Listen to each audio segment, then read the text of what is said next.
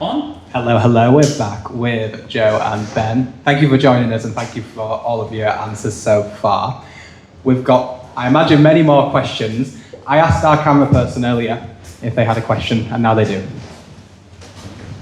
Hello. So it sounds like I'm the least politically educated in the room, but from a healthcare perspective, apart from just more money, which you've already addressed with the wealth tax, what kind of extra policies and local solutions could we provide for social healthcare?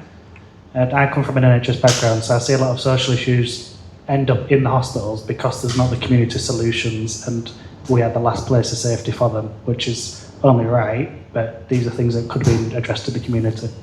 Yeah, I'd love to answer that. That's a really good question. I've got a friend who's a healthcare assistant in York Hospital, an immense amount of respect for the work he does, and he's just been saying it gets super busy, overstretched, overworked. I think in answer to your question, I think you're really right with like the tightening budgets that York Council gets. We need to be really creative and really spend money on the right things. I think we're seeing things like social prescribing is a real boost to health. Social prescribing is basically community interest, looking at local social groups, sport groups, as a solution to improving health for people with mental or physical health challenges. And also I think, things like community groups, particularly I think one of the biggest things that can challenge sort of later life conditions like dementia is being active and having that community around you. I think in York we're really lucky with some of the Age UK groups that we're seeing, and I think it's a real shame that recently we've seen the council cut the budget for that. I think it's a real false economy in the long run to be cutting these community services when they make up their own money in some of the savings they make. I was recently also talking to the director of corporate social care, who's Sarah Story, and I asked her, what's one of the main ways that you can save money or use your resources efficiently? And she was talking about this. It's the community groups that reduce that social care budget so much. Just wanted to, if anyone's watching this, if any of you work in healthcare, just wanted to say massive thank you to you because, you keep our city going. It's really fantastic. Any response? No. No? Joe, how about you? I'm a massive advocate for strengthening the community and community coming together to support each other. The divisive rhetoric, I think, pushes communities apart. It divides and it rules. I think the other benefit of having community joining together and campaigning specifically for during this current government is campaigning for that funding to be directed in the right places, and then bringing that through to policy when the general election comes around to say that this is where money will be diverted or placed. Thank you. I see you're eager to go over here. Yeah. I might pick up from that one a little bit, actually. Can you and the Greens commit to basically taking away as many duties as possible from the police and instead having sort of dedicated roles that are given dedicated training for their specific purposes? Because it's just not possible for one role or one service to receive high quality training for every issue out there and for them to be sent out as like a one size fits all for every issue. Especially because there's a lot of justifiable fear and mistrust of police to the point where just their presence alone can worsen a situation. Yeah, I think I definitely support that in principle. I'd be really keen to know what particular areas you'd want to do that in as well.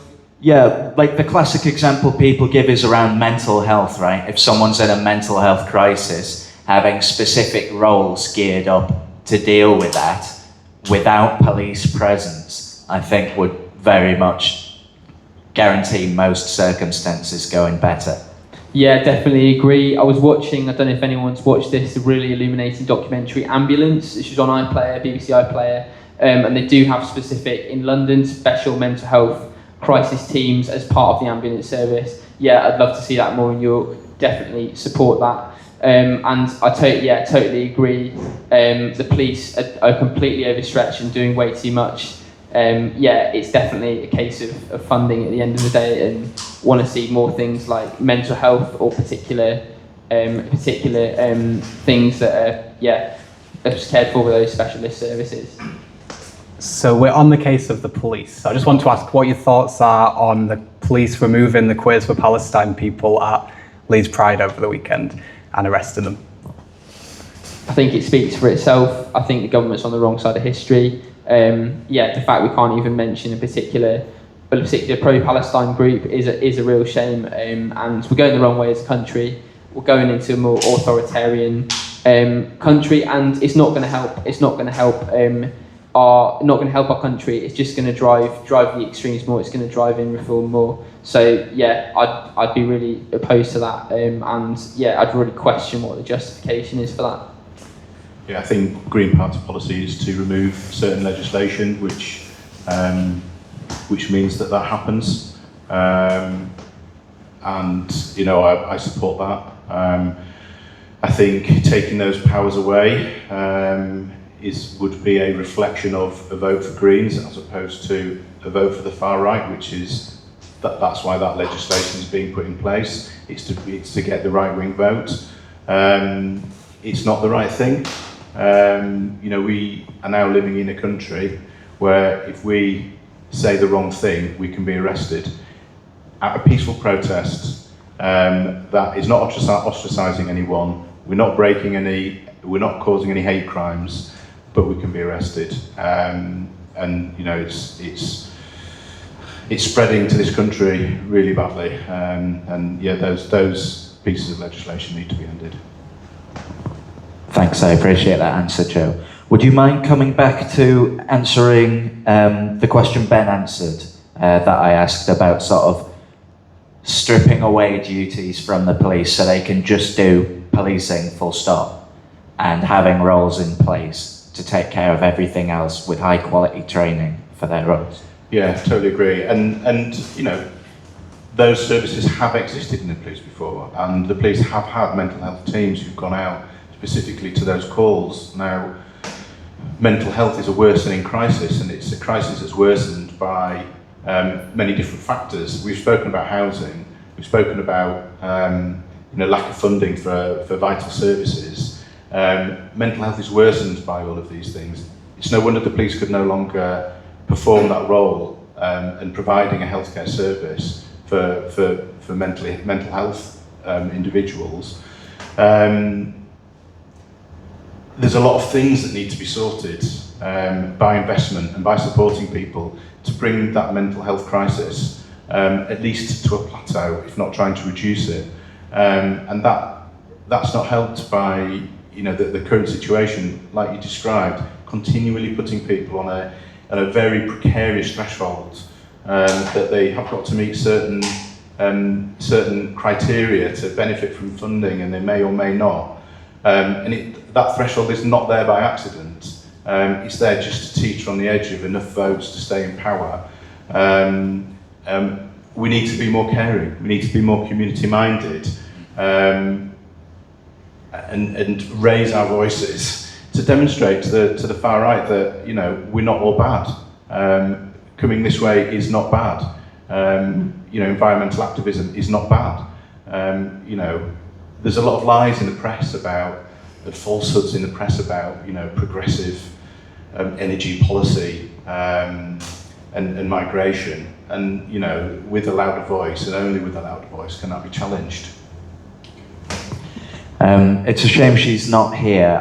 While I'm in the habit of adding on to people's questions, Debbie asked a question about, basically, this is very recent, not coming in this academic year, but the following academic year, what's being referred to as the new Section 28, which it's a really important piece of history, understanding what Section 28 was. So I would encourage you to perhaps brush up on that area of our legal history. Analysts are calling it worse than Section 28. It is basically sort of across the board in schooling, the guidance is you can't acknowledge transition pretty much, or that different identities really exist. You can't You know, it's not even not being able to encourage people to explore their identity. It's just a carte blanche. You're not even really allowed to mention it at all. That's the situation we're in, and that's what will be coming in a couple of academic years' time. Can you commit to pushing for the complete blockading of that through the Green Party?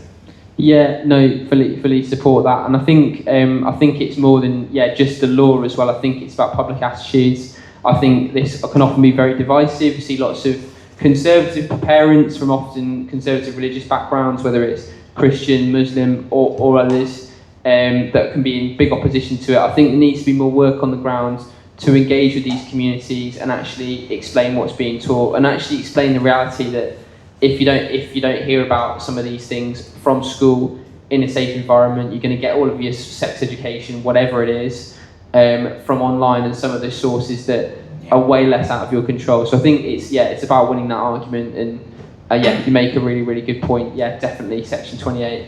More people, and including myself, need to learn more about it.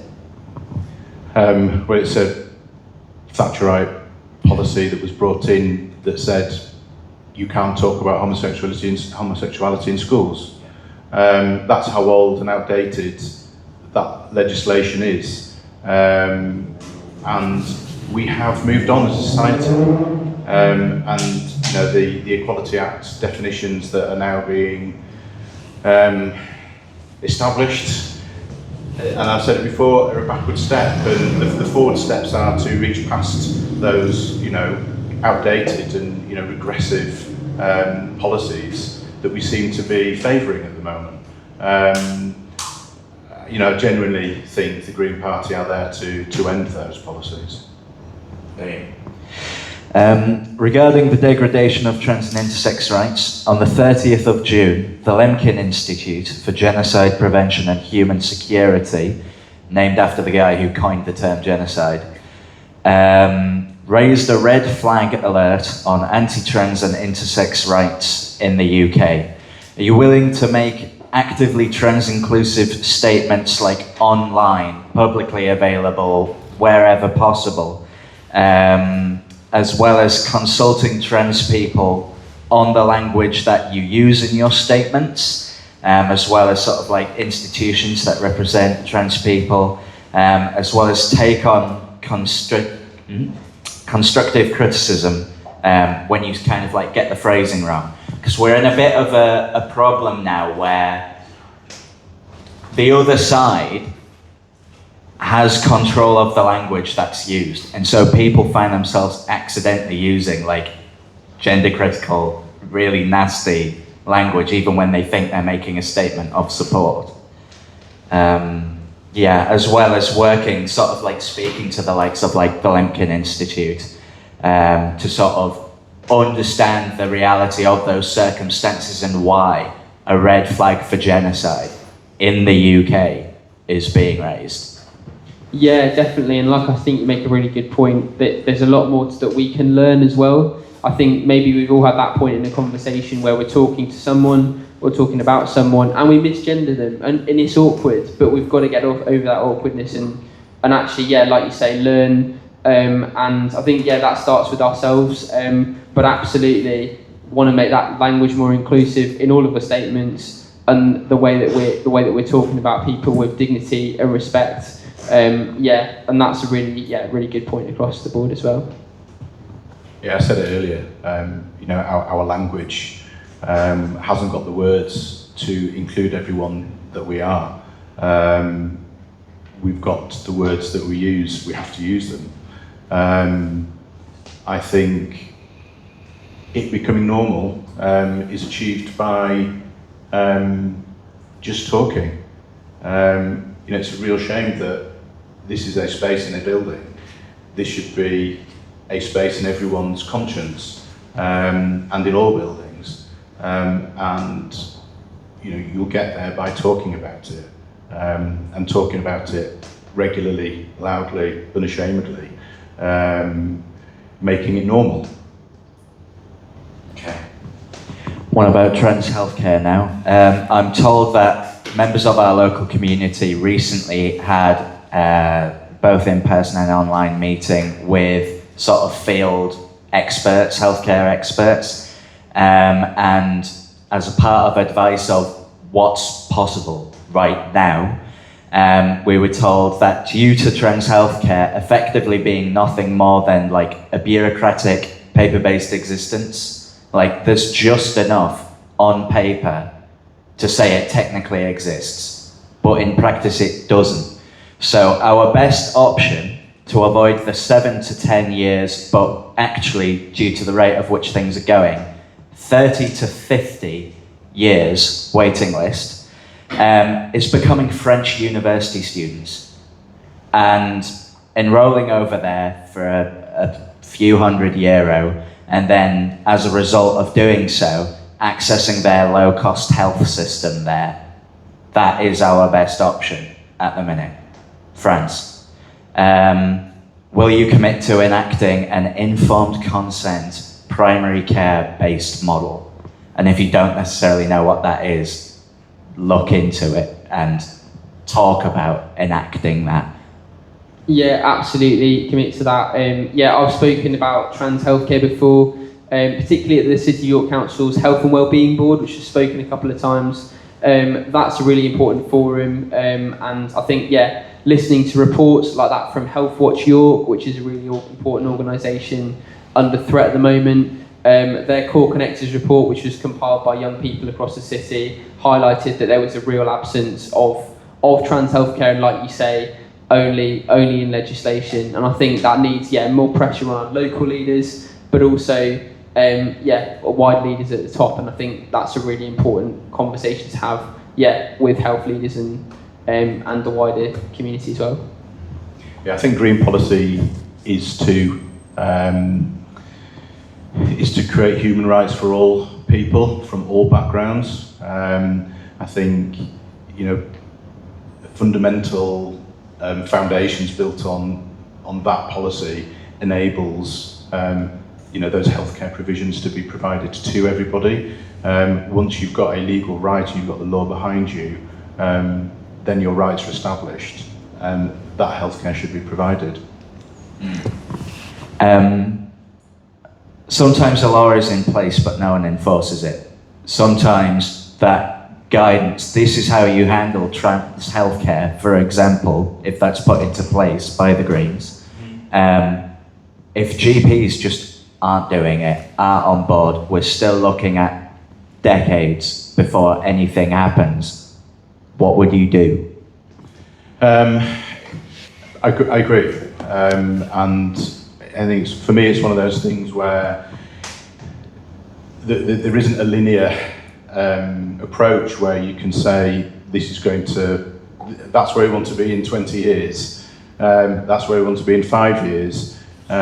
It's complex. I think all we can do is change the fundamentals. Yes, if people or organisations choose not to follow legislation, the legal system is there. If the legislation is in place, the legal system is there to enforce it. It has to start that way. Environmentally, that's also the case where legislation is now in place. People are breaching that legislation. Companies are being taken to court and they're having to comply. It's not a quick process, and I agree. We're starting from way further back than we should be. Yeah, I think, like you say, it's a lot of things aren't being enforced, and I think the more, individuals, the more we get together and organise and speak up about, the lack of trans healthcare in our city, we will start to see slow progress. It takes time, but I think it's holding leaders to account on the things that they've said, and that's why I'm always trying to question leaders, particularly in the health board, on the wider sharing information. There's lots of platforms, or a good amount of platforms available to us in council, and hope more like this as well, and that's really, really good to see. Excited to see, I think, Little J's as well being that platform to talk about some of these things, that's really good. Nice. Do yourselves and the Green Party recognise gender critical views as a valid position to hold? Or are you willing to acknowledge that gender critical activists are presenting a front to the media and are, in actuality and in their own words, using finances, lobbying, and lawsuits in the effort to prevent people from transitioning and eliminate trans people from public life? This being based on the many things that they themselves have said at gender critical conferences, etc. Yeah, I definitely agree with the point you're making. There is a lot of money and time and lobbying being used to reduce people's rights, and I think that's a real shame. I think I do respect people's views, to having gender critical views, but not in a way that endangers or harms the trans community. I'd want to see a more compassionate discussion with those people. For example, look at J.K. Rowling. I'm not even necessarily going to criticise J.K. Rowling for having an opinion on it, but for the way she's gone about it, there's no compassion, there's no respect, and I think you can see that in the approach she's taken. So yeah. So do you think that there's a place in the Green Party for people with gender critical views? I think so, yeah, but I think it's got to be done sensitively as a party. I think we are a broad church, but obviously we're still a church as well, and we're a safe space for those people. So I think in the right way, yes, it can be done. But yeah, you've got to think about the whole community. Yeah, the community is divided, and if that division is reinforced by a small number of individuals with an agenda, and let's take away the rhetoric. They are also finding a space for themselves where they want to feel safe. And for me, it's not ostracising a certain element of society to make me feel safe. It's opening up the conversation and working a way through to find safe spaces for everybody. I mean, it has to be possible, right?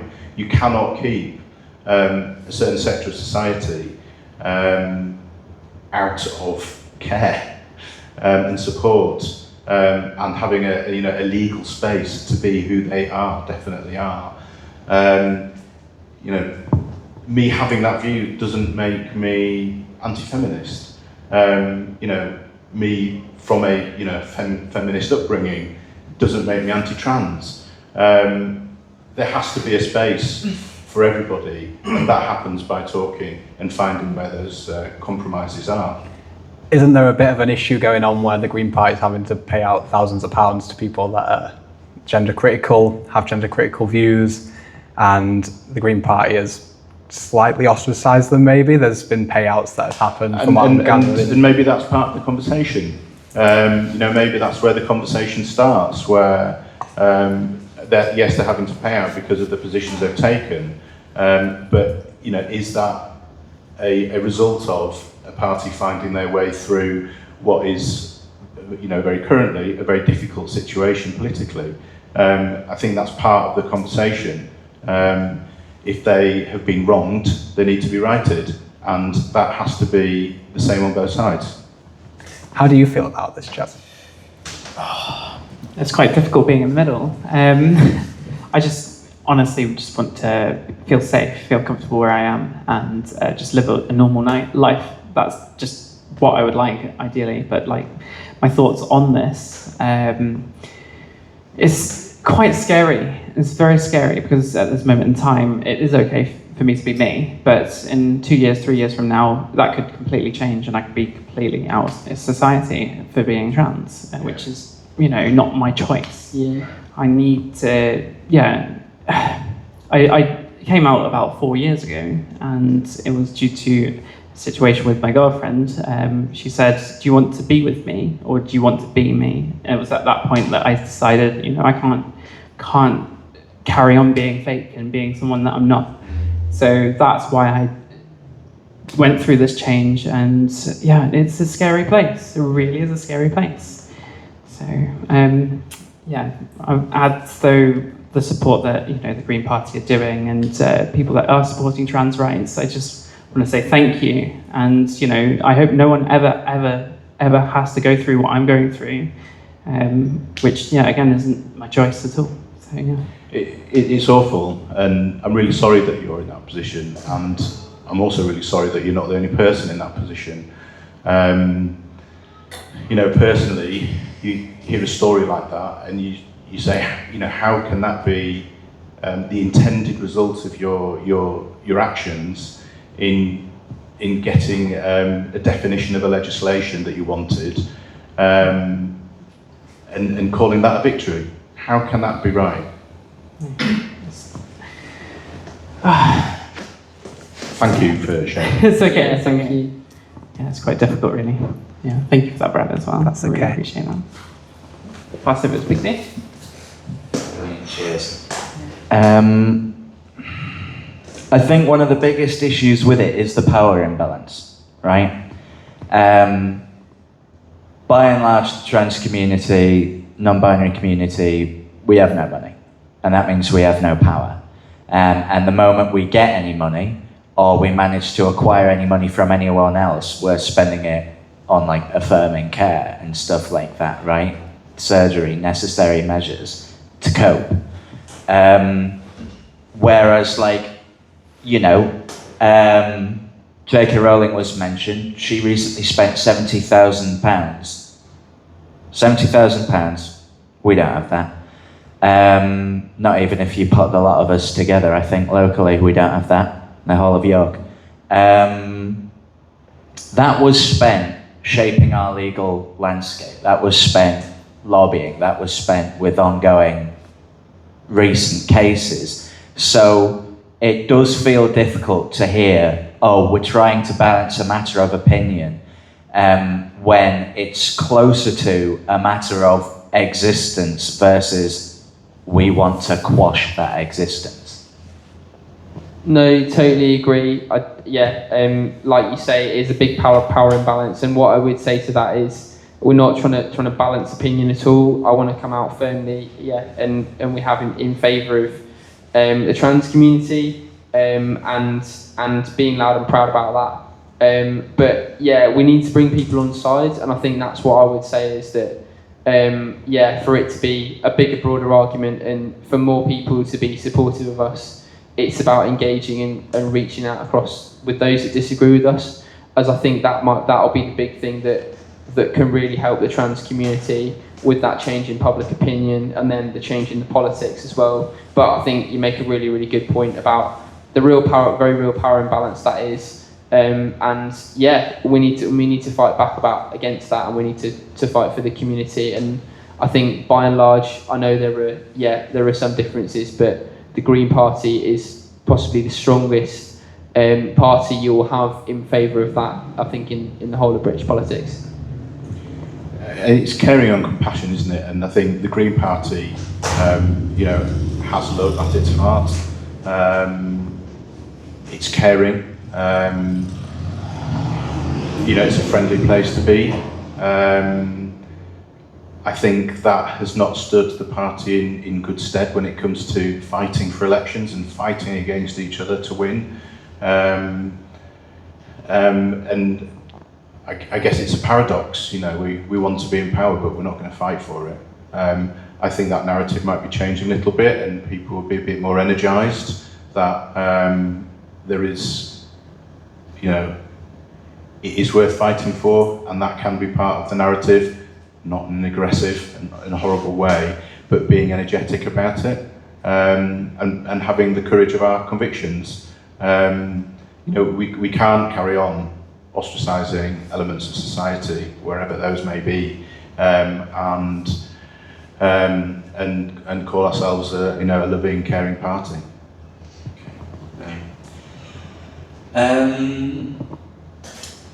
Will you commit to, certainly locally, considering sort of I've acknowledged how many of us there are, to there being across the board training about trans identities, how to support trans people, the right language to use, proper official training for, at the very least, the local part of the Green Party, and hopefully more broad?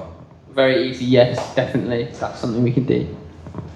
It's having those voices in the council. It's making those, the language normal, and making people comfortable that it's normal. You know, I use it all the time. Alternative pronouns. I like it. It's nice. It makes me feel part of the community. It's not difficult. It can be slightly awkward when you start and getting it wrong, and I'm first to admit I don't always get it right. But I enjoy that that's now part of my life, and it's not scary. It's not difficult. It's just making it normal. Okay. Privatisation. My understanding is, the most up-to-date statistics I've seen is 93% of England is privately owned. So everything that's green, blue, brown, whatever. And then, I don't remember which way around it is, but you've then got 4% and 3%. And I think 4% is our homes that we own. So we're not allowed on the vast, vast, vast majority of that 4%. And then that leaves us with 3% being like our national parks.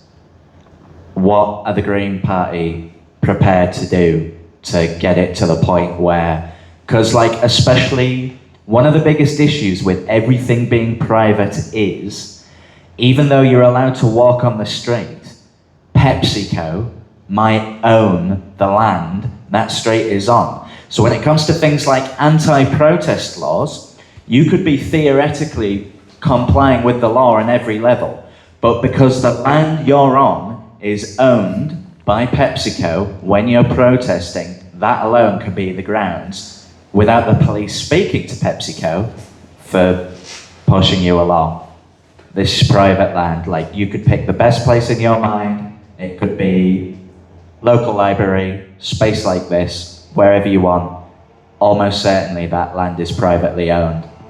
And certainly, you know, again, there's so much green and blue out there that, for example, Scottish people have more right to than we do. So what can be done about basically our entire country being privatised? Yeah, really good question. I'm really proud to be in the Greens because I think it's the only party in the UK that openly is committed to tackling big wealth and power in this country and big money. I don't think any other party is going to do that. I think specifically it's fighting it in the legal system and working with some of those groups that are already out there fighting for like our nature. And also, particularly, looking at legislation, looking at what can be done, looking at fighting for back control of community spaces. I think particularly in York as well, we're thinking about that. It's so important to have more community spaces that are community owned like this, and others where people can get together and don't have to worry about whether they're trespassing or not. And I'd really, really want to support that. One of the there was a recent health report I was talking about Core Connectors report earlier, and they were talking about lack of community spaces. This is a great example, but more of that as well, because there's loads of people doing great work out there. I think there's a great tradition in our party. People like Caroline Lucas have campaigned really loudly on this. This is the country of the kinder trespass. That was in the 1930s, and we've got a real heritage in England and wider of fighting for that. So, yeah. Yeah, I think, you know, I don't know the percentages, but I would guess that, you know, the reverse in terms of the number of the population that own that 90% is probably as tiny as the land that they don't own. It is legislation change. We may not change ownership, but legislation change on the use of that land is always in the balance. Right to roam is always being challenged by the people who own the property to try and stop that. The Green Party can do it if they've got a mandate, and that mandate, you know, comes with power, and you know, that's what we're talking about.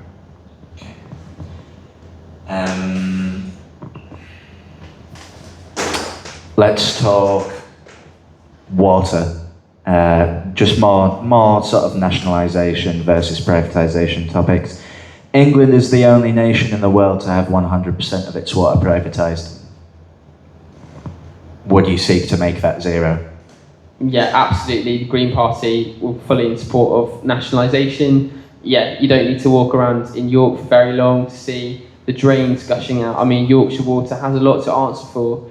Yeah, we've seen in York us walking down Warngate, obviously a month ago, I'm sure people saw that, and just see like the physical evidence, the water gushing through the road, the sewage gushing down the road. Yorkshire Water is really letting us down. I was looking at this statistic recently, it's really interesting. You can go on this online website, it's actually on my link tree on Instagram, and you can see how much we're paying individually to subsidise water companies. It's crazy. The CEO of Yorkshire Water is on 964,000 a year. I don't think she needs that much. And yeah, I think we need to take that on and change Labour Party policy. They're already making some soft noises about a little bit more regulation, a little tinker here, but actually we've got to be hold their feet to the fire on that, because we know, I don't think Luke Charters or any other Labour MP is starting to speak up on this because it's like their personal conviction. I think there's increasing pressure, and I think we can see that that's starting to work. What would you say about personal responsibility? Would you say that a hosepipe ban is actually worthwhile when we have so much water leaking because of the private companies that own it all? Yeah, I think there's an element of community spirit there where you've got to do something to help. Clearly something needs to be done. I drove over to Manchester to pick my daughter up on Saturday, went past two reservoirs that were scarily empty. I mean, I've seen pictures, but actually driving past it and thinking, we've got the rest of the summer to go through here. We are teetering on the edge. I feel, regardless of whether you think you should or not, it's not for you, it's for everybody, that you take the measures to reduce the amount of water that you use. Yes, I think hosepipe bans should be in place.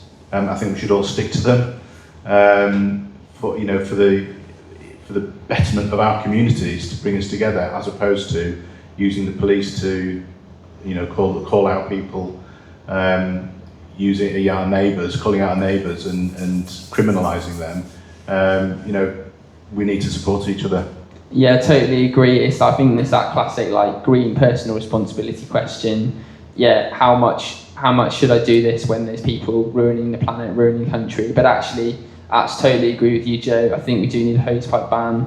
I think if we think about the climate impact in the next 30 years, we do need all to make those choices. But I think just as long as we're really clear that you're right, individually I can't make much of a difference, but if we're speaking up about it, that's really, really important. And actually thinking about British farming as well, and some of the challenges that they're seeing at the moment. They're trying to build more reservoirs, and it's a real challenge. There's been some real crop issues this year, and that all feeds back into our own health, our own ecosystem, the food we buy, and we really need good farming at the moment, especially with trade in the world as it is. So trying to think about that. But I think it's also a really good point that you can't think about those things when you're on the poverty line, when you're living hand to mouth. So we really need to get alongside people and really tackle those key issues about poverty and inequality first as well. On the grounds of individual responsibility, and you mentioned farming, would you say that going plant-based is a way to be part of that move forward, be a part of taking personal responsibility? Personally, yes. I've been vegan for 6-7 years now. For the very environmental reasons that are now bearing fruit. We are seeing that rearing meat is becoming more challenging. Farmers moving away from it because it's not producing a profit. The proportion of land needed to grow protein by plants, you can get protein from plants. I am not wasting away. In fact, I'm struggling to keep the weight off. It's fine being on a vegan diet. You will not run out of protein, I promise you. The amount of protein you can grow on a fraction of the land that you need to grow meat is startling. I think people just don't realise. Yeah, I'm not a good person to talk about this. I was vegetarian for about 6 years, and then I went back to meat eating quite sort of last year or two, just due to some health issues and struggling to keep up with some of the health needs and nutrition that I needed. But it's a lot of work, but like you say, it can be done. But I think to the majority of the population that do go to the supermarket, the likes of bacon sandwich, I'd say still actually, like the smaller term actually still can make a difference. We've got amazing butchers in York. In particular, I don't know if people have seen I think it's the Nasson butchers. I don't know if this is I'm allowed to give plugs, but the social media content that they're getting out and the reach that that's had. So I think supporting your local butcher, supporting your local wholesaler is a lot better than just going to the supermarket. But aware that's not always a choice people have as well. But what we can do, buying local, is still good. So I have a question from a local queer vegan, Jake Furby. Everyone might know of them. Jake said, my question would be, how do we challenge the increasing anti-EDI rhetoric within the context that York is a human rights city, a city of sanctuary, an anti-racist and trans-friendly city? How do we ensure we keep these values and demonstrate them going forward? Sorry, could you repeat your question? I just missed it over the Absolutely. So Jake Furby's question, blooming bikes, would be, how do we challenge the increasing anti-EDI rhetoric within the context that York is a human rights city, a city of sanctuary, an anti-racist city and trans-friendly city? How do we ensure we keep these values and demonstrate them moving forward? EDI, by the way, is equality, inclusivity and diversity. Everything Donald Trump's coming for. Okay, yeah. I think it's a really good point. I think it's campaigning. It's like, I think things like the recent pro-trans protest in York a month ago, I wasn't there, but seeing some of the pictures of that, I think little simple things like that, all of us, everyone can go along, make some noise at protests, and I think the impact that that's had on some of the council really speaking up about that is really, really good. I think things like this are good, but I think it's little things, it's conversations with family and friends. It's like challenging that homophobic remark you hear from a friend when you hear it, and it's like, or that sexist remark, and you hear people say it, and it's like, did you really say that? And being brave, it's hard in that moment, but it's little conversations like that not being challenged that lead to the wider culture in our society. So that's something that I'm always challenged to try and do, and I think, we could also be better. But I'm really proud that you mentioned York being a human rights city, because actually not many people know this. It was a Green mayor in 2017 in York that made York the UK's first human rights city. So that's a really cool part of our legacy as well. I think we need to cling on to those labels really preciously. People have different opinions, they're entitled to them, but the divisive language is isolating those precious labels that we have. We just need to be louder, more vociferous than the right wing in our own communities. Keep talking about it. It's tough. Whilst we are labelled an inclusive city, there are very many people who aren't, and they are buoyed by the right-wing press and social media, and it's going to be a battle, and we've got to keep the positive language going. For me, it's a case of their campaigns are driven by hate and fear, and the Green Party's is by love and inclusiveness, and might be naive of me to think, but I hope the latter will resonate with more people than the other. Thank you so much. I have a question here. I believe this is from Pietro, who's the manager for OTR Cafe in town. Our MP Rachel Maskell was recently suspended from the party for her stance on welfare cuts. What do you think of this position, and do you make of her to wish to stay close with the Labour Party? I've got massive respect for Rachel Maskell, and I think she made the right decision. I think we're really lucky in York to have a principled MP that's willing to stand up for the poor, willing to stand up for the disabled and vulnerable. It's a shame across the country that more cities and towns don't have Labour MPs like that. I think on her position, on wanting to stay in the Labour Party, I respect her for it. I just think she's wrong. I think the track record has shown the Labour Party is no longer a place for people with principles that are willing to stand by the poor, that are willing to speak up when it's awkward. I think the Labour Party is really clear. It's not for that. It's a corporate, tightly managed kind of autocracy. I think Rachel should join the Green Party. Obviously, I'm biased.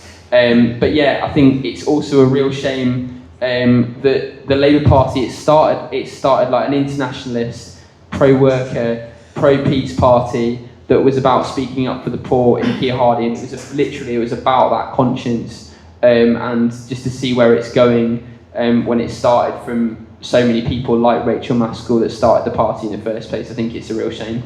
Do you think that Rachel's views fully align with the Greens, because she has voted against some queer issues in the past, or abstained maybe, and she has voted against abortion or abstained potentially? Does that align with the Green Party? No, they don't align, do they?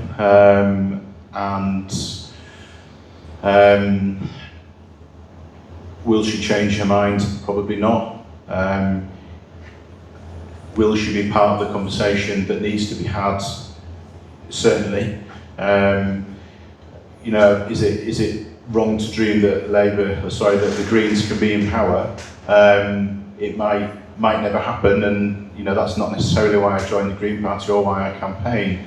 I campaign really, realistically, to change the needle, and I think that's what Rachel tried to do from within the Labour Party. If she stays in the Labour Party, I hope she continues to try and change the needle. I want the Greens to be popular enough and Green policy to be popular enough that enough people want to vote for the Greens, that the Labour policy has to change and move slightly further left to achieve power. But that power is achieved by doing the right thing, as opposed to obeying to the corporate dollar, corporate pound. Yeah, I agree with that. Obviously, no, it doesn't. And the short answer is no, it doesn't really fully align with everything the Greens have stood for. But I think that's a wide range of people. There's probably, for everyone, there's something that we're probably not going to agree on. But actually, there's still a lot of opportunity to work together broadly. And I've got big respect for Rachel Maskell and her faith as Christian. That's something I really love as well. I can understand that, but work cooperatively where you can, but definitely it's not necessarily all the same. Thank you. Over to you, Brian. On the subject of suspended Labour MPs at the moment as well, I feel a good name to bring up right now is, what are your thoughts on Diane Abbott being suspended, and would you want her in the Green Party? I think Diane Abbott is probably more aligned with Green policy, but she's die-hard Labour and will probably never move. She's been suspended before and reinstated. I think she represents that part of the Labour Party that I'm sure from her perspective needs supporting. I think she'll stay there, and she is another one of those needle changers that, it's just a shame that the people who vote with her and vote with the likes of Rachel Maskell don't also resign and reduce the Labour power, but I understand why they don't. Yeah, no, definitely. I think, I'd like definitely Diane Abbott is definitely someone that broadly aligns with the views, and I would like to see in the Green Party. I actually think it'd be the smart move for her as well, because Hackney is polling really high for the Greens, and I think it's an area she'd do really well in. But on, I think obviously the merit of her being suspended, I don't think it's a justified suspension from the Labour Party. I think the point that she was making that there's a different type of racism to seeing someone of colour and seeing a visible difference to the discrimination and racism that you might experience as a white minority, like a Jewish person. I think, she should be listened to. Obviously, it's just a different type of racism. There's not trying to compare it at all. But I think it's a real example of where the Labour Party's gone wrong. And I think it's really why I like the Green Party as well. But there's a space there to say something that others might disagree with and have that discussion.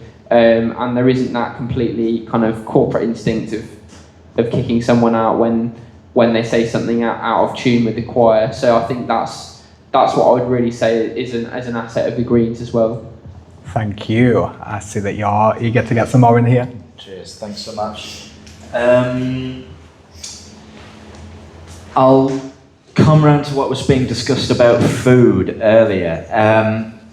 Can you, again, at least locally, commit to the idea of supporting initiatives like Food Not Bombs, or, it doesn't have to necessarily be them, but initiatives with similar goals in mind? So it's like anti-waste networks. It is seizing, ideally, I think I would love to see some sort of like council or government like in positions of, we're not letting you put food waste in the bins, because there's definitely a discussion to be had about where you get your protein from, how much water that takes, how much land that takes. If something's already been produced, there's a model called freeganism, which is I'm vegan unless it's free, unless I'm saving it from food waste. Because if you're leaving food waste to go to the bin and choosing to buy something else, you're contributing to the production of something that takes resources rather than something that already exists. So it's what can you do to support local or national efforts to seize food that exists, distribute it to the needy, the homeless, or just anyone who can take it. Fully agree. I think there's wonderful groups around York and communities like Edible York that do a lot of good stuff with food waste. And locally, where I am, sort of on Melrose Gate, we've got Tangle Community Centre, which has fantastic markets. And it's a really, really good thing to see. Personally, I think there needs to be a lot more work done with local businesses in York, maybe working with York Bids or some of the organisations out there, because there's a few years ago I started getting interested in homelessness and going around businesses like Thomas's is one of my favourites, and saying, what are you doing with the food that you've got at the end of the day? And they said, we were speaking to someone but the trail's gone cold, I don't have my manager, and I was asking them, why aren't you giving away your food to these to the homeless shelters and to people that need it? So I think there needs to be more, joined up working with community businesses, big and small. I think, like you say, to make that happen, that vision of freeganism, but there's lots more we can do as well. Read something on that. Yeah, I don't mind that at all. Cheers, thank you. So I own a small business in the city centre that is a food business, and it costs a fortune to get rid of waste food. So it's really criminal that a government initiative or a local initiative or a regional initiative hasn't been launched. Something like St Nick's, but for food waste at the end of every day, to come around town and pick it up. Because it costs so much money to get rid of, and it would be better for the business if they could get rid of it for free, and it benefits other people as well. I agree. I think we're all in a terrible bad habit of the consequence of having the nice food in the nice restaurants when we want it all the time is waste, and there has to be a different conversation. I think facilitating businesses and just giving businesses the alternative, they would probably leap at the chance. There's a burger restaurant in town that my nephew has worked in, and he's told me about the kind of waste that they get rid of every day. And, them alone could probably bridge the food gap in York. It's horrendous, the amount of food waste. So yeah, I think a combination of facilitating the groups that you know take the food from where it is to where it's needed is something that can be legislated or at least facilitated by local government, and we should do that. Yeah. I mean, it's not just food waste. I mean, the City of York Council's waste collection within the foot streets doesn't even comply with the new laws if you employ more than 10 people. So they haven't even separated recyclables from landfill. My only option is to put everything in a bag that goes to landfill, and that's the council-run service. York is Can I add- especially bad It's really for bad. recycling. We're known for being criminally awful with recycling. So I've heard that they're taking A steps. sign, a letter saying that the recycling bags will come in soon, and that was in February. When I was working at the works in Coppergate, they actually gave us the bags and the specific bags. So there was a step taken. That is not in the right place though, because the works we had one piece of crust a day potentially, compared to what you will obviously have. So I don't know why they started with retail stores, but it seems that they have and that was just for our lunch. So I don't understand why they haven't started with. It came in this year for businesses that employ more than 10 staff. I'm exempt from it until 2027. But in 2027, unless the council get their finger out, there's been no way of me complying with the law because the service isn't available from the local authority. Yeah, you got some more over here. Cheers. So we've talked about food waste there. I do have one other idea, but I think it's something the Greens have talked about. It's just whether or not we could, again, separation of wastes, so organic wastes and food wastes, getting that composted, getting that compost distributed around the area to enrich the local ecosystem. Zoran Mamdani, everyone's new favourite, has a bright idea of when we're not talking food waste, but instead, like government-owned supermarkets, things like that. So the idea is because it's owned by the state, there aren't shareholders and whatever else to plead. There's a lot of extra money you can slice off because there are less people to please. Would the Greens seek to implement that locally and nationally? I think that's a really good idea. I guess there's a lot more work to be done in terms of the practicalities, but yeah, that's definitely an idea I'd support developing. And I think that's what I really like about the Greens and again progressives like Mamdani is that it's big thinking. I think so often some of our major parties, and I think you get this at all stages of leadership, can be really kind of stuck in a mindset of this is how we've always done it, it can't change. So definitely I think that's something to look into. And you're right with things like food waste as well, there could be a lot more to explore. No, definitely that's a really cool idea. Yeah, no, I agree. If we can do GB Energy, the largest money earning sector globally, then why can't we do something like that? And whether that is, these things increase the size of government and increase, tax burden, equally, could we not do that as a community enterprise where it's not for profit and we do it ourselves? We surely can do that. Finding the premises and finding the individuals to do that, start small and grow it. Yeah, because I think you make a really good point.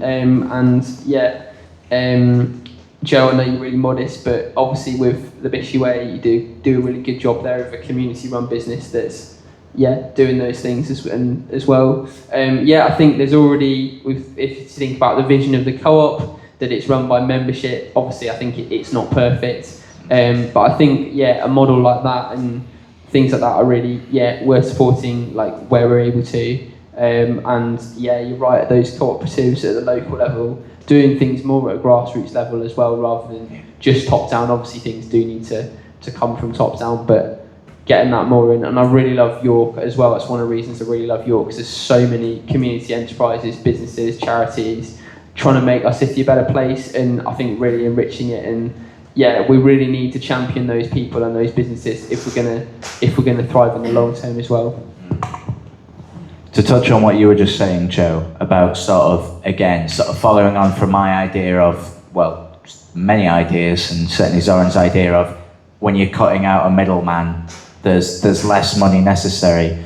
Even with sort of a big supermarket chains that already exist and stuff, there's a level of like government subsidization involved there as well, which again is just such a money hole, and you can get rid of that.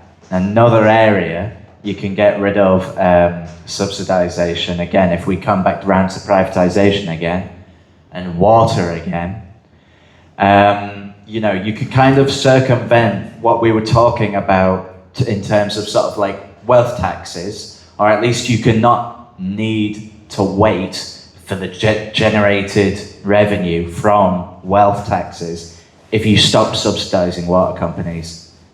A bankrupt company is free, and shareholders can be given a pound per share. Like Thames Water, the most obvious glaring example to the entire world.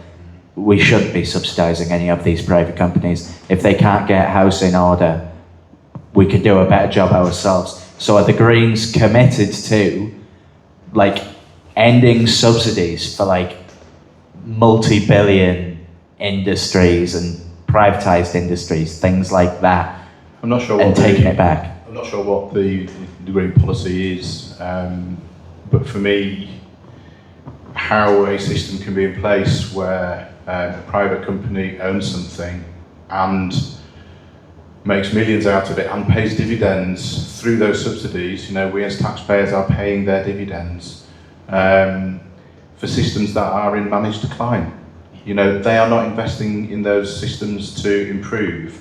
How the initial rules of that ownership could ever have existed to enable something to decline beyond the state, beyond the quality it was at the time where they purchased it or given it, and still pay themselves bonuses, huge salaries and dividends. I really agree, and I think the Greens are really strongly in favour of that nationalisation and just cutting all those subsidies. We're all sick of the system where we have like collectivised risk and privatised profit, and I think we really need to tackle that. We're all fed up of taking the blame while we see a select amount of few people subsidised by the government making money to the millions and billions. I think we're really a nation that's learning the lessons of COVID as well, and the COVID pandemic, and some of the contracts that were given out, which is an absolute scandal. And I think when you think of it, that we're still giving out those contracts, we're still giving out those subsidies. It really needs to change, because there's a real problem with that. Okay.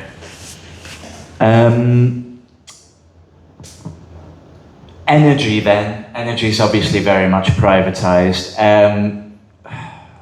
There is a surprising amount of good work occurring where the private sector is beginning to lean into green energy, which we do need to see. But also, what can the Greens do in terms of like, are you able to support initiatives like energy cooperatives? Can you subsidise the creations of those? So in case you're not familiar, it's like the idea of everyone basically owning a share of like a solar farm or a wind farm, and their share isn't for profit. It covers their personal energy costs. Yeah, I mean, those are in place in Scotland, and they are successful.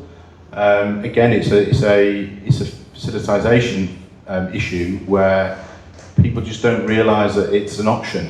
It takes individuals, it takes members of the public to stand up and create community groups that develop those initiatives. That needs facilitating. Why not?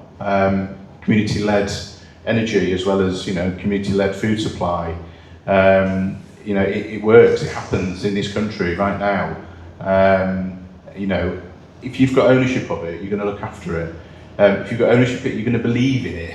People don't believe that electricity from wind and solar is viable or or long standing. It's just, it's facilitating it and making it normal. You're right, you're really right. I think accessibility is the main thing. It's making it really cheap, really accessible, and making it more of a normal thing. Join an energy cooperative, put that money in, and then put it back into the grid as it's slowly starting to happen. I think it's also how we sell it as well. I think at the moment where we've had the Russia and loads of instability abroad, I think there's nothing more patriotic than putting your money where your mouth is. And I think that's so important in supporting our country's future. We really need, I think, on the left to talk about that as well. Just on that then, can we get a commitment, again, whether locally or broader, patriotic messaging in terms of, like, there was all of this messaging with Brexit about taking your country back. If 93% we're not allowed on is privatised, like I brought up earlier, the water, 100%, right? All of this stuff. Can we get a commitment to budget spent on messaging, helping people understand what taking your country back actually looks like, ownership of your assets, and in having that and being able to look after that, just everyone reaping the reward, things getting cheaper, things getting to the point where you don't even necessarily have to pay for power because it's community owned. You don't have to buy it from Russia, you don't have to buy it from wherever. That language is there. We have a press in this country that doesn't use that language. They are owned by the tiny minority that you speak of. They control the narrative and they control the flow of money. Can we challenge that? We should try. We really need to try. Yeah, absolutely, fully agree with that. And I think, it's been noted before, the left is being pretty crap at its PR up to this point. But I think we could do, obviously, a lot better. That is why I think I'm excited by Zach Polanski. He's pushed a lot harder with social media and just new forms of communication, and we need to be creative with that. But also it is about the money. We can't get around that. Things like GB News require, obviously, massive billionaires' input. And in the Green Party, we don't have that. So that's why we need all of you guys pushing individually. But the more people that have that buy-in, the more people that support us, the more that we can do. And I think I'm encouraged to see the Green Party putting more money into messaging, engaging communication. Because if we had better PR, I think the country would be a better place. So since we're on the media then, again, whether it's what you can do locally about sort of our local publications or again nationally, can the Greens commit to reshaping our legal structure and the commitments in place for media, especially media bias, media being bought and owned, and how that affects messaging, how that shapes our politics, how it shapes people's understanding of politics, things like that. And I've got a lot of criticism for the BBC, but I do think they're an incredible and worthwhile institution. They need funding, they need a bit of reshaping, because the BBC have this thing for impartiality, and it needs to be addressed because they're not very impartial, and the reality is the truth is partial sometimes, and we can't avoid publishing the truth for fear of breaching impartiality. So it's looking at reshaping the legal landscape where oligarchs don't control us and truth can be on the table. Fully agree. I'd fully support the rules, particularly the rules around oligarchs and particular billionaires that are controlling our national publications. There's nothing less patriotic from a party that might pump out Union Jacks all the time of an Australian billionaire or American billionaire controlling and owning the newspaper. So I think we need to look at the rules around that. We need to look at who's owning our media and actually really tighten up and crack down so that we can get a better, fairer media in this country.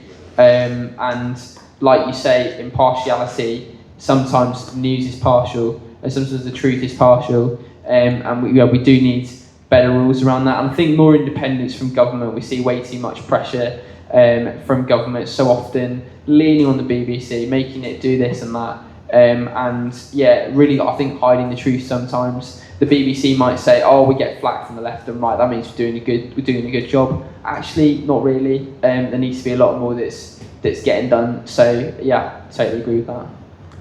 I have a lot to say on the media. So Ofcom is not doing their job at all. The BBC has been let off with basically saying that Hamas are being attacked for the last several years, rather than Palestine. They're not admitting that there's a genocide. They're ignoring everything to do with Palestinian voices, and saying it's because of impartiality. That's all because of it being owned by and ran by the public, when we all know what's actually happening. We all know it's ex-Tories that are in control. We all know that Reform have had a lot to say on the matter, that Reform is getting a lot of coverage, and that parties like the Green Party, not even getting a chance, not even getting a look in. Yet the local radios, not naming any names right now, but local radios across the country are having to follow BBC standards. Don't say a thing. When I was a radio host, I wasn't allowed to say anything. You're not allowed to have an opinion. You're not allowed to be honest. You're not allowed to say there's a genocide happening over the course of however many years that it is. You're not allowed.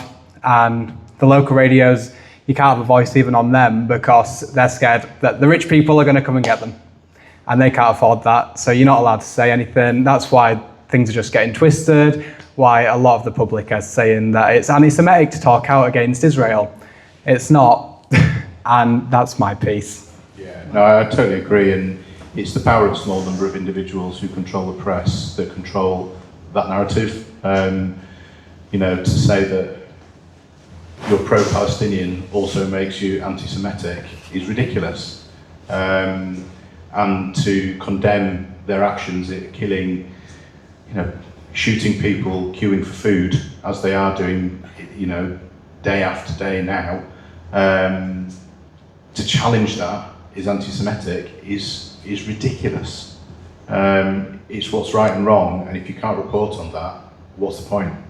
No, totally agree, and I think that's the key thing as well. I look across the media landscape and like talking to friends, talking to people in the community. I think less and less people are coming towards news media, TV media, newspaper media. I think more and more people are going to online, social media, YouTube, and I think independent media is the way forward. It's the way we're consuming our news now as well. So that's why I just want to thank you, Bradley, Jazz, and everyone for contributing towards more independent media, because that is the way that we can change narrative. Local stuff like this, that's community news, that's and that's really important, because we're seeing local community news really falling down at the moment as well. So the more stuff like this, the better, and really excited to see what you do here going forward as well.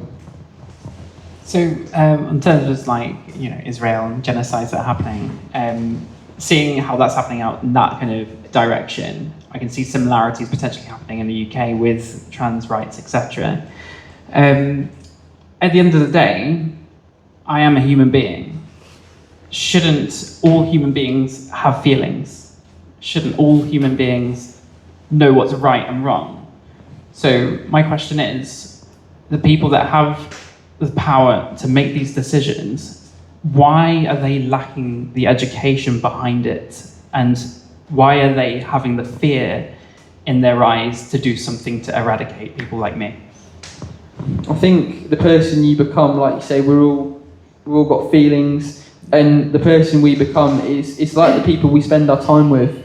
And I think that's the same whether you're looking at the horrific genocide in Palestine, or the way trans rights are being attacked in the UK. I think we've got far too many people at the top of government who spend their time in this narrow echo chamber that's full of people that have a certain experiences, have certain sympathies, and also that kind of money as well, and that is really affecting things.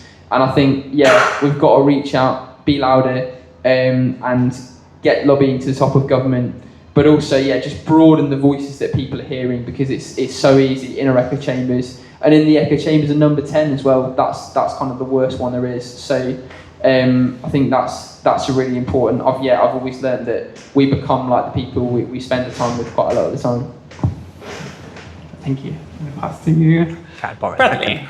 So I'm very cautious for time. I want to invite you both back as many times as you want. We're going to be here every single Monday, 7 p.m, other than the 18th, because we're having to cater to someone. So that'll be 12 p.m, someone that... a.m, p.m, Graham, p.m.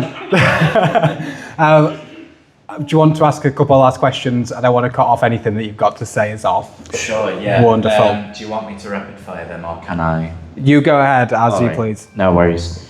So since we're on Palestine, what are your personal opinions, and then broader the party opinion, on sort of where to fall on single state solution or recognising an independent Palestinian state? That's a really good point. Honestly, I've had lots of thoughts on this, and at times I'm not sure. The best thing to me at this point does seem to be an independent Palestinian state, and having that two-state solution, which for a long time in international law and negotiations seems to have been the agreed plan. But I don't think I'd be opposed to a single state if we saw genuine representation, an end to genocide, an end to the horrific dehumanisation, because I think that is what's going on here. We've seen the walls that bar off Gaza and the West Bank become those kind of emotional walls as well. We see some horrific dehumanisation. I don't know if people have seen the clip where people are shown footage of Israel bombing Iran, and there's a news station in Iran, and it's a female news presenter in Iran, and her building is being literally bombed as she's talking, and the reactions of some Israeli people that just watch the video and then start laughing and mocking her. I think that's where we've got to, and I think we need to end that dehumanisation, because until we have people thinking about others like that, nothing's going to change. It seems impossible when you've got Western leaders talking about the complete abolition of Palestine and its people, and trying to arrange for them all to be moved to other countries so that it can become, a Western playground. It's horrendous, and that's what we're up against. How do you change that? They won't be around forever, and things surely will change. But that imbalance, you can't have what has been an apartheid of Palestinian people for many years. It can't carry on without breaking. And we're witnessing the most horrific consequence of that apartheid that's being facilitated. Apartheid's been ended in other countries by financial means, whereas this apartheid is being propped up by financial means. It's horrendous that it's got to this state. It needs to be reversed. Those financial, hopefully, changing the financing of that country will change its ways to find peace. But peace is the only way out of this. Just regarding that again, are you aware, and this is my understanding of the situation now, the Palestinians are at a point of starvation and malnutrition known as stage 5, which is irreparable harm has been done that they cannot heal from for the rest of their lives, and potential genetic consequences as well. So it's not just them, it's anyone that comes after them now. The harm is being passed on. Yeah, I was aware of the kind of starvation and the bombing centres and stuff. I wasn't aware of that kind of detail. And I think when you talk about it, it's that compassion fatigue. It's something so horrific when we're seeing this news that's so horrific every single day, I think it can be so easy to just go, this is so horrific, I don't want to think about this, and just move on. But I think the biggest thing is we have to fight that compassion fatigue and actually and keep shouting out about it, and keep highlighting it, because it's almost like it's so horrific. The more amount of events we see, it can be so easy just to switch off from it. But you're right, when you put it like that, there's always got to be more we can do. Keep challenging the government, which keeps enabling Israel, keeps selling weapons, keeps flying the flights over, and there should be sanctions, we know that, so keep up all that action. Yeah, and you wonder why, by facilitating what we are facilitating, why those people leave those countries and come to our countries. There's a direct cause and effect there. Yeah, absolutely. I think the big one, the really big one that has to be acknowledged with that as well, and the threat regarding all of the messaging about immigration is obviously with conflict and with the way climate change is manifesting, that is only going to create more immigration. And so we have to get on top of immigration messaging. Otherwise it's going to get so out of hand so quick. We've already got people sort of being able to openly and safely without repercussion talking about how we should be shooting the boats, we should be shooting the people in the boats, and there's only going to be more boats, there's only going to be more and more drastic action of any kind, as we have to think about the disproportionately affected global south, and the way that because again, I don't remember who said it, but there's a quote of like, no mother puts their child in an unsafe boat if they don't think it's the safest option, so it's an immutable reality. I don't know what that one needs acknowledging too much from you. So my final question is, would you consider yourselves committed to the end of empire? And what does that look like for you? And how do you represent that if you would call yourself committed to the end of empire? I'd probably describe myself as a Republican for various reasons. I think a monarchy that has been established and propped up by colonialism and exploitation of global south, and still reaps the benefits of that through debt, and the Commonwealth is largely British wealth. It's not equal. It's been blowing itself out for a long period of time. It needs to be ended. Yeah, I definitely fully consider myself committed to that. I think it's a really, really good question. I think I'd consider that the way we do that through, challenging the systems and structures that we have every day, challenging sexist, homophobic language, challenging some of those systems, the patriarchy that we have in our day-to-day. But also, I would say it's still getting out there into the council, into those imperfect systems, and speaking out for the city that we want to see. Because I think unless we do that, I think we won't have the real impact that we can. Community initiatives are really, really important, and they're a big part of that. But also, speaking up for the things we want to see. And I think also having a really unashamed conversation about empire. I've benefited from empire. I know that I have. Many of us in this room may have as well. So, and then like you say, speaking up, fighting the systems of empire, speaking up for the poor, both here and abroad, speaking up for the vulnerable, speaking up for the disabled, those people on the bottom of our society. I think that's what I would consider the best answer to that question.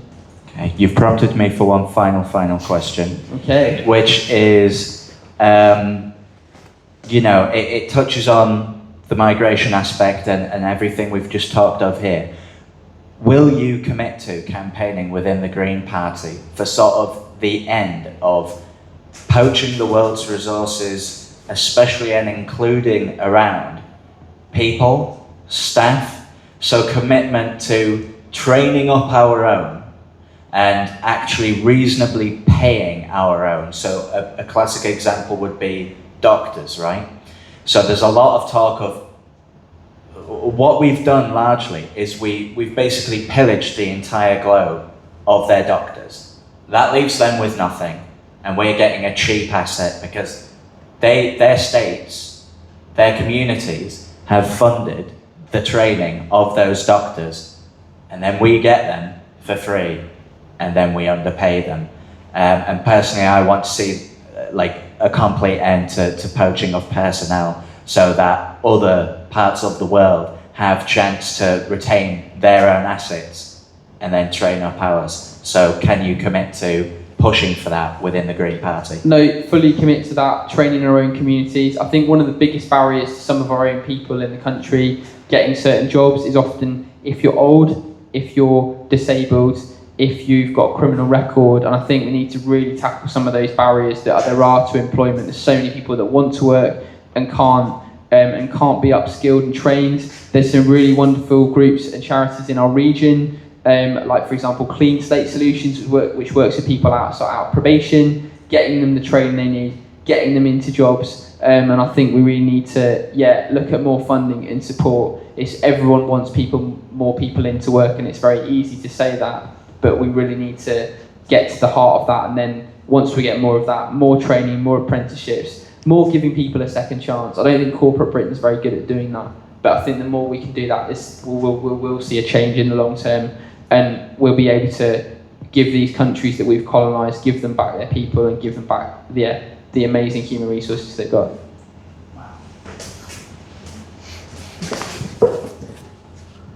Thank you all. So some quick fire questions. If anyone has one, please join.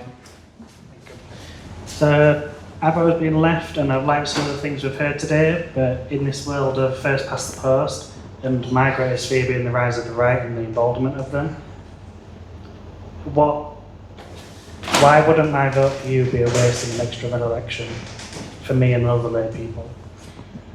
I mean, I've been there, and I think I was put under pressure, even as a Green Party member, to vote Labour by friends to get rid of the Conservative MP in our area, which happened regardless of what I voted.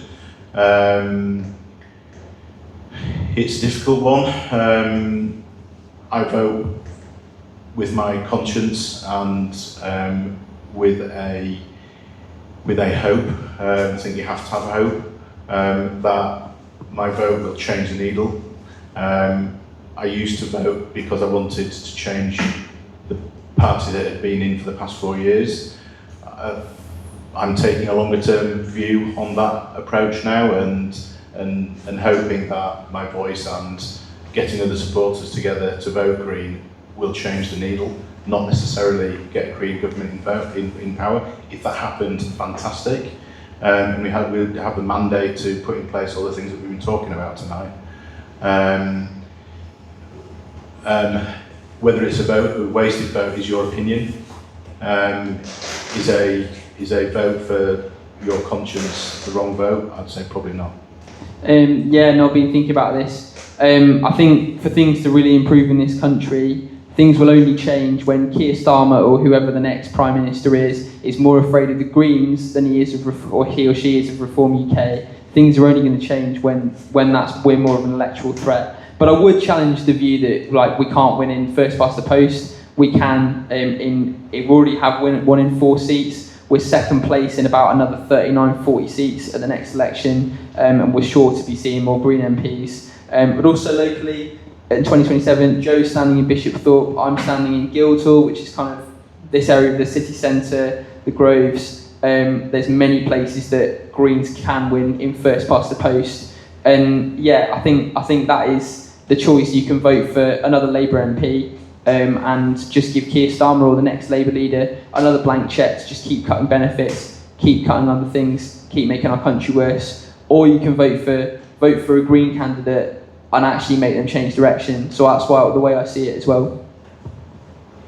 I've actually got I don't know what question, I've also got another point actually I'd make as well, just to what you said there, is I do think it's always worthwhile actually voting for a party that you want to vote for. And the reason why is, I know people always say the people like saying in York Central, you need to vote Labour just to stop the Tories getting in.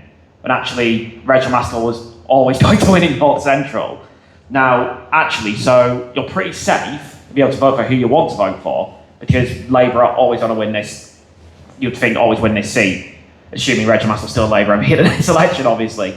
But what happens if you do vote for another party is there's a thing called short money. And short money is basically government money that parties get, and the more votes you get in an election, the more short money you actually receive. So actually, if you want to vote for a different party, if you're in a safe Labour seat or a safe Tory seat, or there's the odd one now, a safe Lib Dem seat, and you don't want to vote for the incumbent party, it's always worth voting for the party you actually want to vote for, because they actually do get the benefits. I wish I had that answer. Great answer. Yeah. But it's just always worth knowing. My actual question, though, is about... of course, we know the Greens don't quite get the media profile other parties do. And we see that you've got MPs, you've got the leadership contenders. Is there anyone we should be paying attention to within the Green Party that we haven't heard of yet? Great question. I mean, there's loads of people. Where do you start? I would stay local. But I think that's it. It could be anyone. And I think that's the exciting thing. Is like Zach Clancy said this, others have said this. It's people even not in the Green Party yet so you just don't know. But I would say wherever you are, look at your local activists and others. I know shameless plug, but wherever people are, because there's often lots of people doing good stuff, even if your local news or whatever it is doesn't really pick up on it. I've got something to add to your question about voting for the Green Party and if it's a wasted vote. So I'm wondering if Labour is any better than the Tories at this point, personally, because trans rights have been backrolled more than they were, or equally, but I feel like more under the current government. I would say that the anti-immigrant rhetoric has got worse in the past year than it was before that. I don't necessarily think that Labour is the safe option anymore if you're trying to choose between the Tories and Labour. I don't know if... Yeah. It's not the specific party, it's the theory of reform and what they would bring in. So if I had to have a Conservative to stop reform, I'd go Conservative. Would it kill me to do so? Absolutely. Would I rather vote for Greens? Yes. But especially with the recent polls and all the success they've seen, reform is getting stronger and people are getting more emboldened by their new strength and then feeling more free and willing to do things like hate crime and all the rest that we don't agree with. Yeah, I agree. We're living in an age of extremes, and you've got Labour and Conservatives so close they're indistinguishable, fighting for that precious vote that keeps them in power. It's a swing to the right, not much further right, to go to reform. Sorry, that's my family ringing up. And I think, an equal vote to the extreme is to vote for the Green Party. That's just where we are. I think there's as much chance of us getting that extreme vote as there is reform if we are loud enough. Yeah, fully agree. I think we've just got to fight the arguments better. We've got to fight that vacuum that reform is just sucking Labour, the Tories into that, and I think to an extent, Lib Dems as well. And I think the more we fight that vacuum and actually speak up for our values, build up the party, we've already got a really tried and trusted party model that's starting to get success. The more we fight for that and get those voices to the top of national media, the more we will change the conversation in this country. And I think the Greens have already had some successes. I think tonight might be an example. I asked if I needed to prepare anything tonight. You said don't, just be prepared to answer some questions. I'm not a seasoned politician, and Ben's done a bit more than I have in the past. But if you were to get reform candidates up here for a few hours answering questions about what they believed in, you would not get,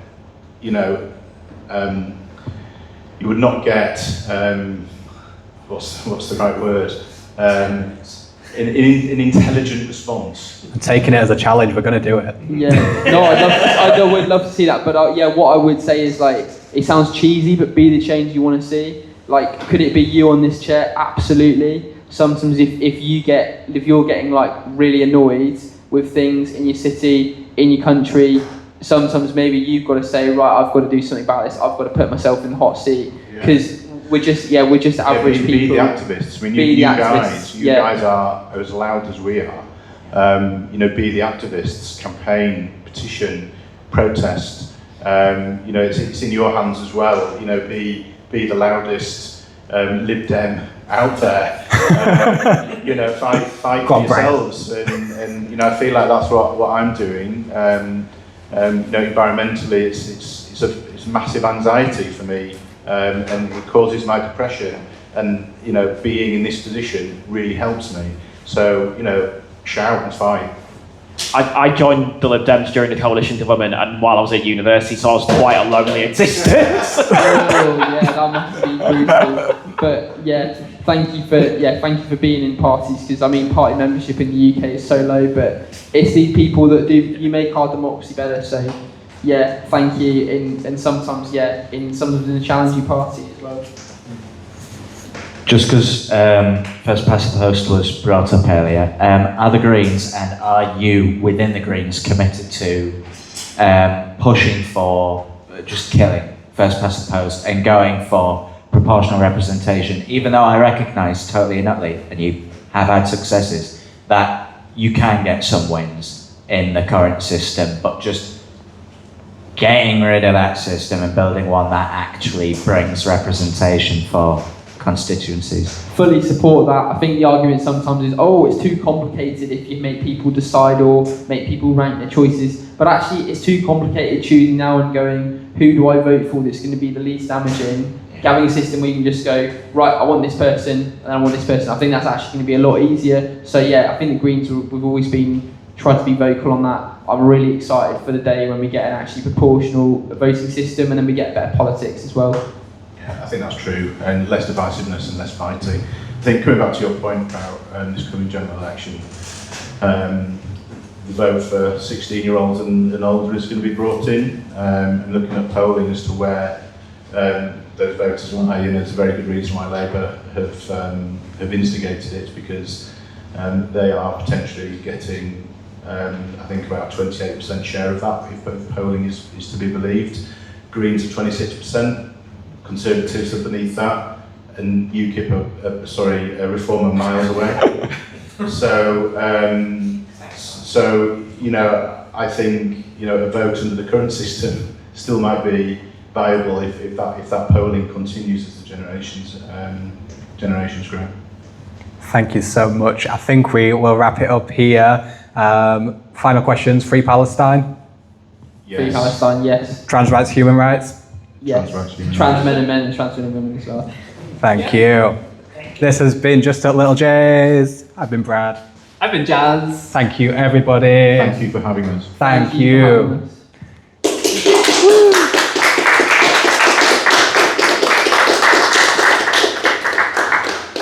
Well done, guys. Thank you. Well done to you.